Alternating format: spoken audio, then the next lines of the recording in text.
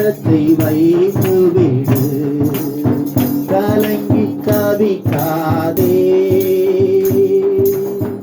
அவரே உன்னை ஆதரிப்பார், அதிசயம் செய்வார். அவரே உன்னை ஆதரிப்பார், அதிசயம் செய்வார். கர்த்தர் நம் சார்பில் இருக்கும்போது நமக்கு எதிராய் நிற்பவன் யார்? கர்த்தர் நம் சார்பில் இருக்கும்போது நமக்கு எதிராய்